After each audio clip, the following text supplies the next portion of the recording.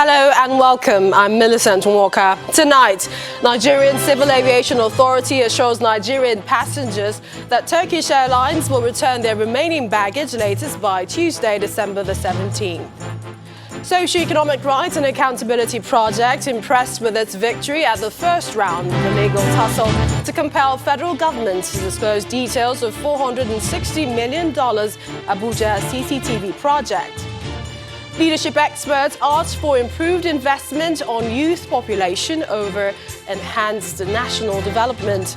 And United Nations Climate Conference delegates set goal to cut carbon emissions by the end of 2020, work on reaching agreements on crucial measures to tackle global challenge.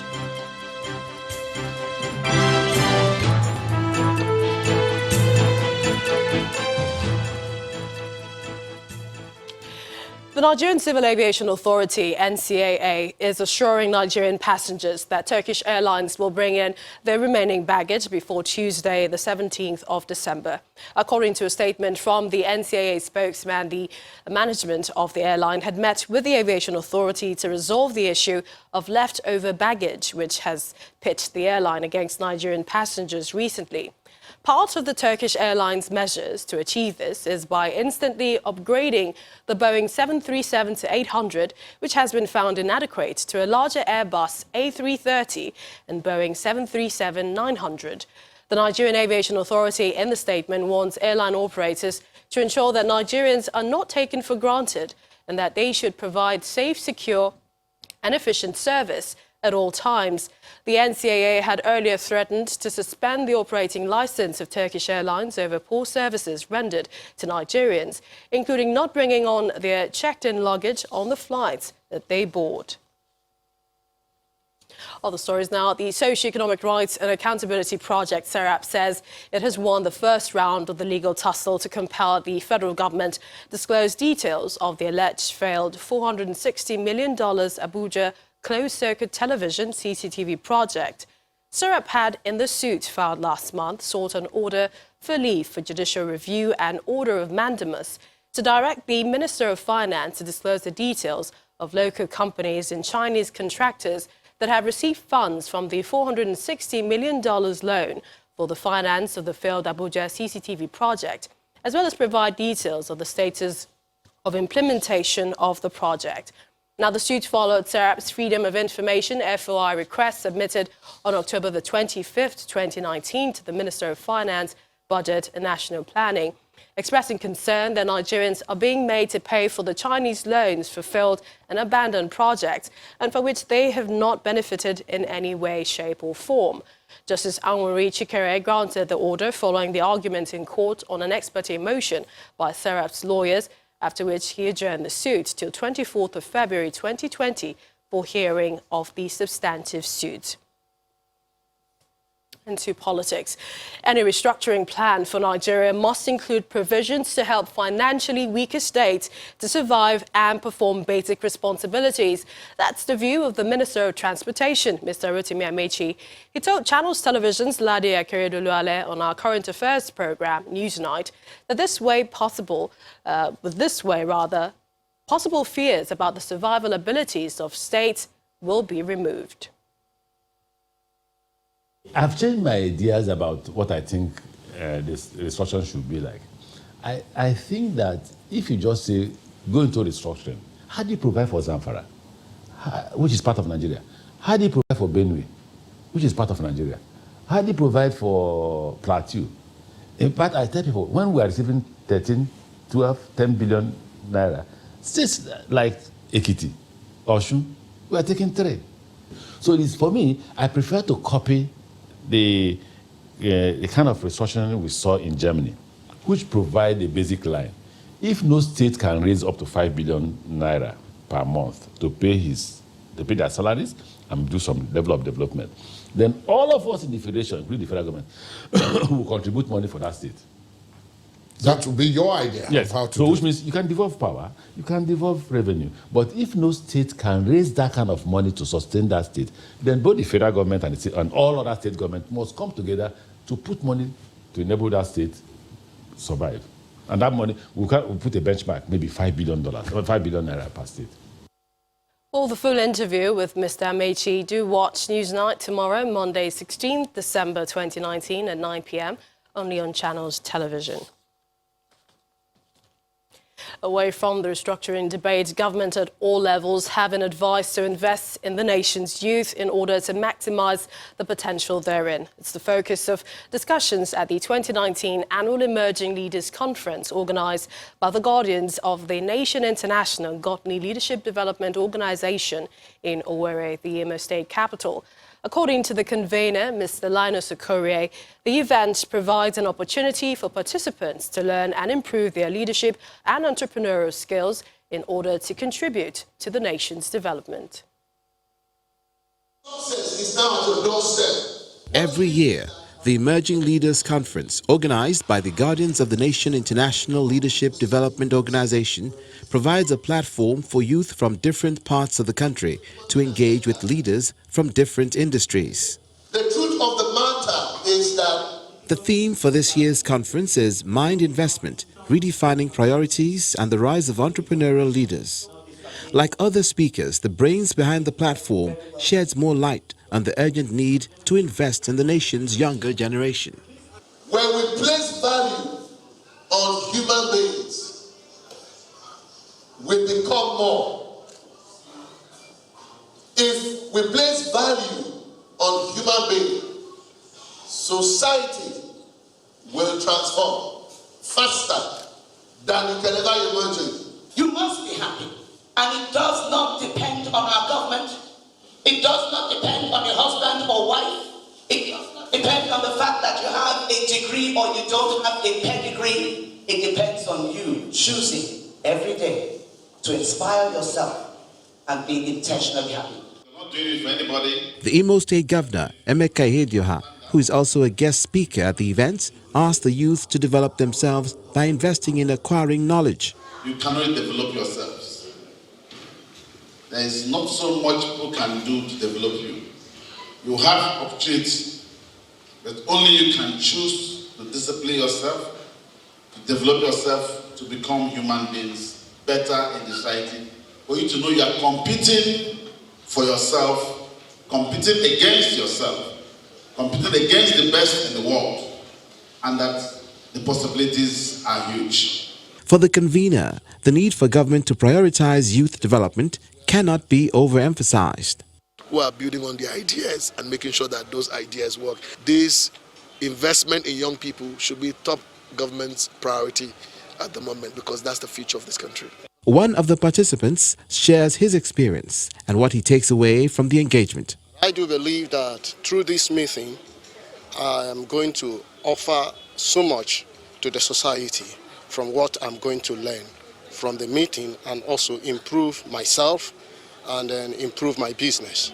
The two-day conference is one of the Guardians of the Nation's international avenues for training and nurturing youth, elected officials, as well as the general public on effective leadership.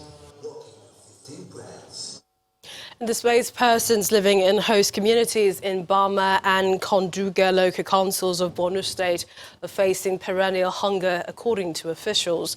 The state government has been distributing food and non-food items in both local governments among the affected population.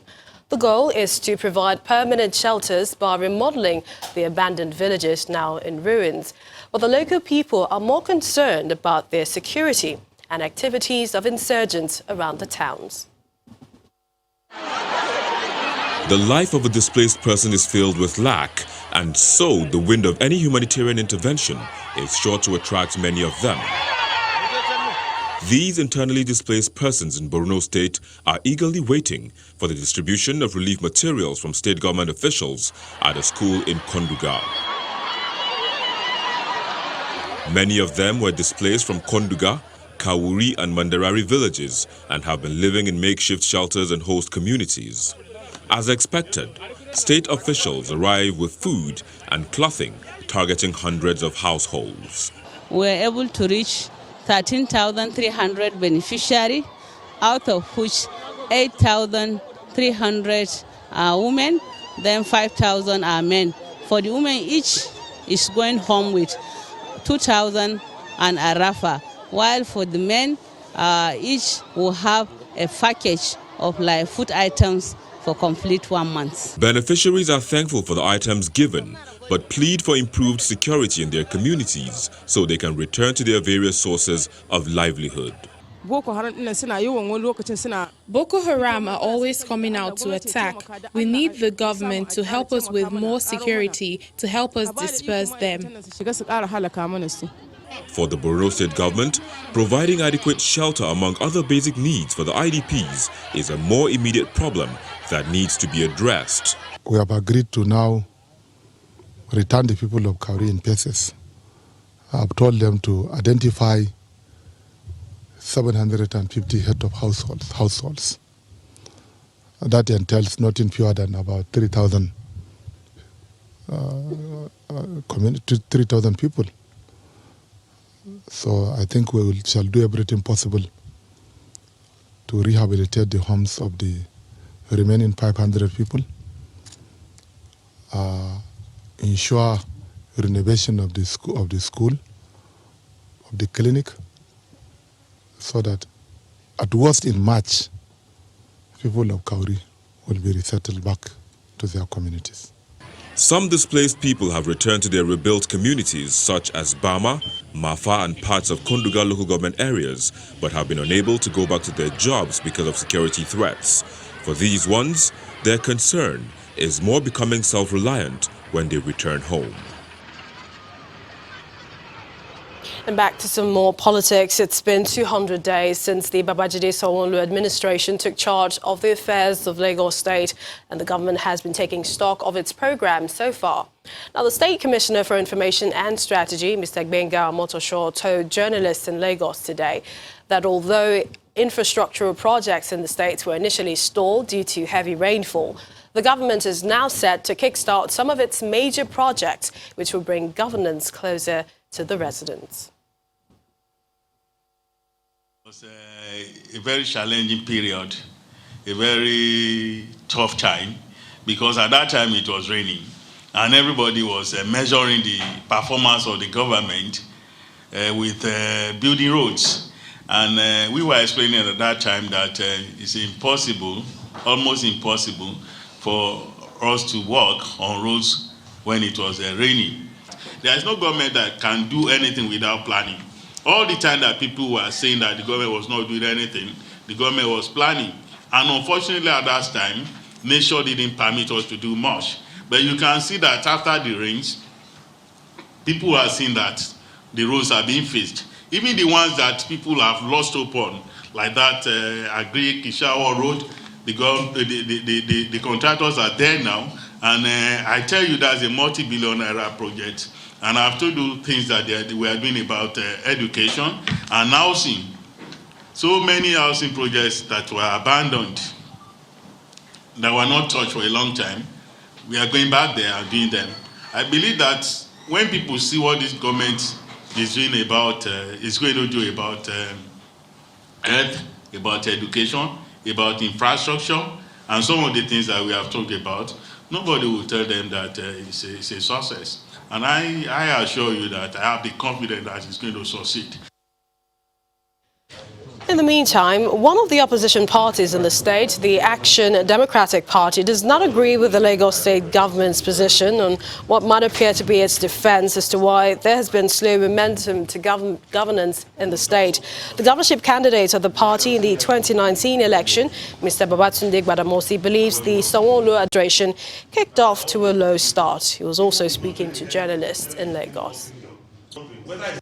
It's too early to pass overall judgment, but one can take each segment and based on key performance indicators, one can say, you know, this has not been achieved, that has not been achieved, so therefore at this stage it's still a zero. But I'll say that the safe point for this administration will be about 18 months.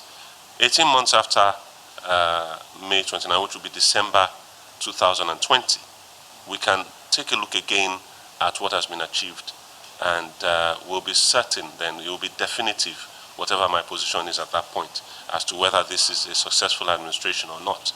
A lot could have been achieved that has not been achieved. I believe that